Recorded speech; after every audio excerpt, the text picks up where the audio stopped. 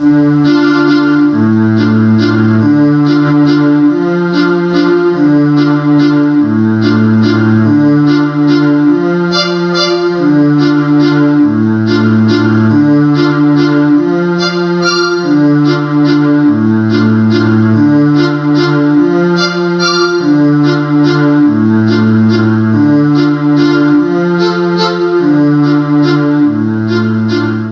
guys, welcome back to Year of the Full Moon. We're on episode 9 now, which means we're finally getting back to reviewing Puppet Master movies in our Puppet Master reviews. About time. Yeah. So we're done with all those like Doll Man, Demonic Toys crap. The one before this was Doll Man versus Demonic Toys. Okay, so we're coming off of a real low point in what we've been watching. We went through the floor. Puppet Master 4, it didn't have a subtitle. It was known as The Demon in Puppet Master 4 The Demon when it was like in production. And then at the end of Puppet Master 3, it said, look out for Puppet Master 4 when bad puppets turn good or something like that. Yeah. I don't know if that was ever going to be the name. Who knows? What I don't understand is with that, why do you name it when you're not even like sure that's if it's a working title, why name drop it when you could have just said 4 instead of...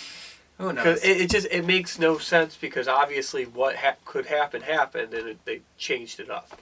But, honestly, who else cares about no that one's kind paying of crap? attention. We will. So Puppet Master 4 came out in 1993, and it has like a bigger budget than those spin-offs that we've seen. Came off of really like low budgets to obviously still not the biggest budget, but it was big enough. You would tell. Because they get back to the like elaborate puppets and stuff like that. The stop motion and all that this time around. Now, with all that said, even though Puppet Master 4 is a step up from the spin-off, I think it is a pretty big step down from the Puppet Master movies. It's my least favorite. It's definitely my least favorite so far. I think so far. Two might be next. After that, and then... For me, I thought Puppet Master was getting better each movie. Yeah, I think I like 2 more than 1. And we're not like talking about like the other Puppet Masters, but just to focus on 4, it doesn't really feel like it was filmed back to back with number 5. It didn't feel like a Puppet Master, and like what was kind of laid down. They started off the series as pure slasher movies, in which these puppets kill people bloodily. That's a slasher movie. And the third one kind of went away a little bit, but you still got the puppets killing people because they were killing Nazis and stuff. This one, the puppets, I don't remember, they didn't kill anybody, did they? The puppets did not kill a single person. They are now the good guys. Yeah, they're good guys now. But, which is annoying, don't set up a series that these are the antagonists, they're killing people, and then that's kind of what you expect. Because they didn't kill people. Because in this one, it's very... convoluted, it feels like. Do you want me to try to explain just the plot? explain the plot? So the plot was, that whole ending for Puppet Master 2 where they're like in the car with Camilla, the living puppet humanoid, with Torch is also in the side seat. Ignore all that. They ignore everything. Because, puppets are back inside the box. They set it up for a third one, and after the second one, then from there they're like, we're going to do a prequel. So, that still leaves 4 open as a actual continuation of 2, if you look at continuity-wise, because 3 is back here. But, no, it doesn't. It's just its own thing. It was just like, you know what, we don't want to... And continuity-wise, if you really think about it, I don't think it makes any sense linking the 2, because, they find these... Yeah, just explain it. You got to dig into the whole movie just to explain it. So the puppets are back inside their boxes at the Bodega Bay Inn. It's locked pretty hard. The Bodega, there's like a 5-minute scene of them trying to open it. Anyways, the Bodega Bay Inn is now, I guess, owned. Like the caretaker is this new guy who's working at like the science company. It's just a generic science company basically, where he's trying to make artificial intelligence. Yeah, but he tries to make artificial intelligence. He plays like laser tag with these 2 robots. The little crappy things you get a kit for in like the 80s or 70s and build them and like maybe wind them up and have them do stuff. They look like that, so I'm like, why the heck? That's cruel if you're going to make artificial intelligence.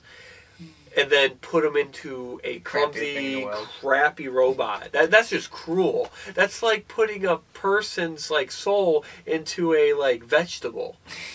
It's not like I latched onto that because I'm like that's kind of like awful. It doesn't make much sense. It doesn't make much sense why he's not at the company doing the development. The company really didn't make too much sense. No, like pretty much what was the company. You only see it in the beginning because he like calls and talks to those people on the phone at the company. But 3 humans die in this movie. 2 of them are scientists. At the very beginning. And in the very beginning, they get mysterious packages from this mystical Egyptian god Sutekh.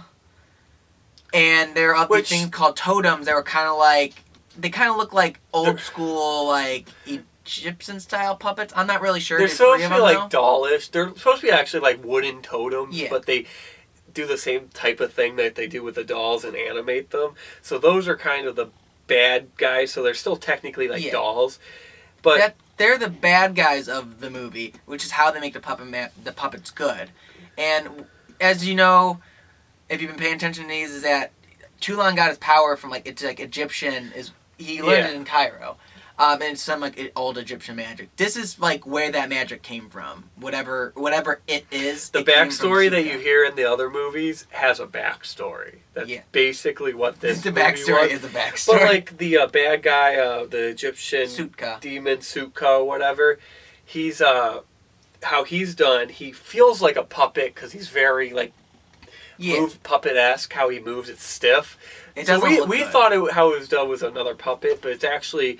The guy's in a suit kind of like this. He's not like in a suit where this is him, but he's in the suit, so he moves his arm, the arm moves. Moves his leg, the leg moves. So he's kind of behind the suit a little bit. Yeah, moves his head, a little thing on the head, moves it. So it's actually really kind of cool, and I actually liked how he looked. It's cool, and he looks cool, and I like what they did to animate him, but I don't think they did it right, because something just feels really blocky about it and stiff. Yeah. And it feels like people who know how to make miniatures and like all this like articulation and stuff trying to make a big version, and it wasn't there. I don't think they didn't nail it. Yeah, I mean the guy was he's not in it a lot, but he was barely. I'm assuming he's in the next one. We'll get to 5. Yeah, but we'll talk about because I haven't seen 5. I saw this one a while ago, I guess. Yeah, but I forgot all about it because it wasn't the most.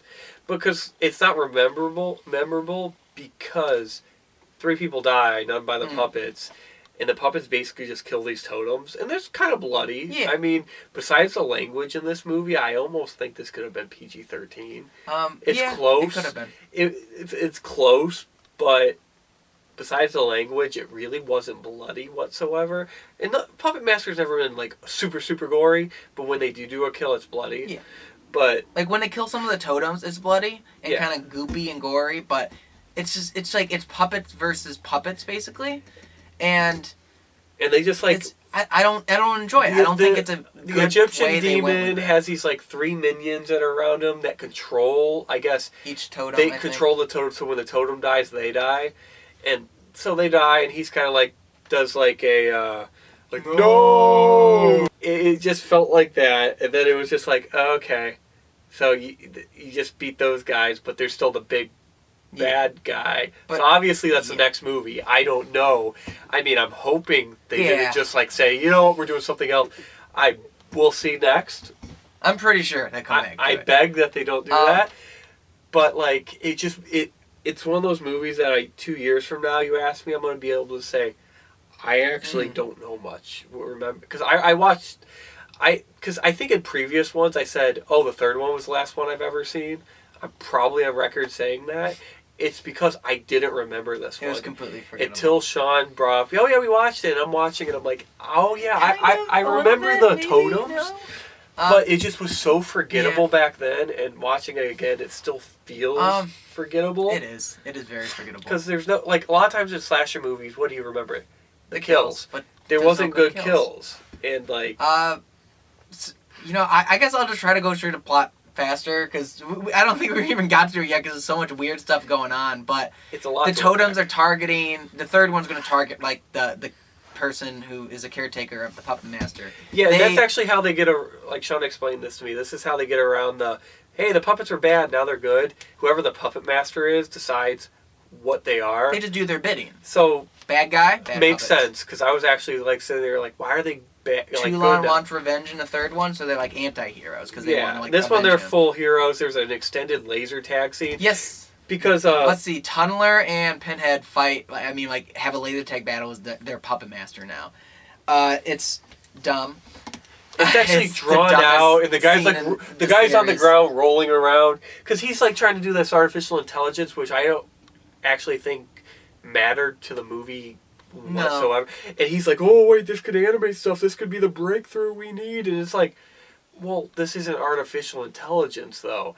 If you really think about it, this is cheating, and then it's not real intelligence. It's not. It's like it's real. It's like a person. It's not like a robot superseding their programming, able to think for themselves outside of the programming. So I don't think in the end, unless in the fifth movie it does come into play, which it's weird reviewing this because I do feel like this is just one big movie split into two. So it's kind of hard to say, hey, this one did this, but there was missing. It could be brought up in the next. But his working there meant nothing. He could have just been the caretaker that dabbled in stuff. I just felt like none of it mattered. No, this movie didn't really feel like it mattered a lot. And like I said, next movie could explain some stuff. It could. And we'll mention, be like, okay, it answered a question. But as of right now, I don't think this one really was a good movie. No.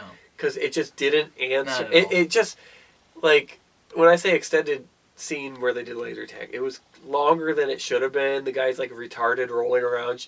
And it's like, okay, what are you getting out of this? And then somebody gets, like, brutally murdered after that. But it was really, like, low-level kill. That it was just like, okay, he, like, wipes a bloody handprint during this stuff on the...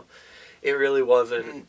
Yeah, as we said, no puppets kill any people. Puppets that come back, where Blade comes back, obviously, Tunneler, Pinhead, Jester, and Six Shooter, who was not in the original puppet, but is in it now. My problem is when they first opened up the whole thing that was locked with the puppets in it, I'm like, oh, there's Six Shooter.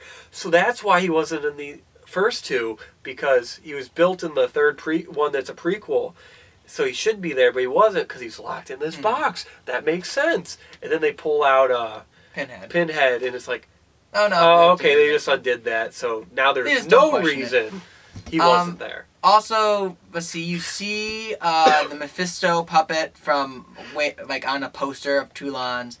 And then on the movie poster, you see Torch. Torch is not in the movie. And blatant lie. Originally, I was like, oh, maybe they cut it out. There's no way they there's cut points it out. where it's just a puppet standing there, and it's like they wouldn't have just... No. He would have been there. With them. So I think it was just... They're like, hey, let's get every puppet we got to put there before they had probably... Because it didn't have... I think there was a breakdown between marketing and the movie. They didn't have the new puppet that shows up in this one. No, because the final puppet is... Actually, I think he does show... I think he's like the centerpiece of the poster. Okay. But, what's the new puppet is called Decapitron, who is apparently like one of Toulon's like lost like big thing that he wanted to make, but he never finished it because he killed himself. It has like his essence in it, but he switches heads, so he can have he can put on different attachments. He has a head that has Toulon's face on it, so you see whatever Guy Rawls is playing Toulon. Whatever is needed. Yeah, but like and then he has like another one that has like machine guns and like zappy. Electric. Yeah, that's the one that ends up beating the last Totem, and it's like, okay, so that I'm assuming that'll be in it, at least in the next one. So Decapitron, I'm pretty sure, comes back. I don't know if... And also, Leech Woman was not in this one because she died in the second one. I like how they kept that continuity, did not bring her back. I feel like she's going to come back. She might, it's gonna be stupid. As of right now, she didn't just randomly come back for no reason. So, pretty much what I'll say with this movie, I have no favorite kill because the puppets killed no one. Yeah, I know with the other died ones, that only the said this is our favorite kill. This one, there was none that stood out. It was just kind of bland in the kills, and it was like... So I think that's why this one's a forgettable movie. So we don't have much more to say than that, but I think we'll have more to say with the fifth one, where the storyline is going to be finished because these are filmed back to back. Circle. So we'll talk more about Puppet Master 5, the final chapter, in 2 weeks, and we'll have more to say about this whole like 4 and 5 arc. Yeah, 'Cause big movie. they are pretty much they're one movie split up in two. So in 2 weeks we'll explain more. Okay. See you guys then. Look forward to that. We won't.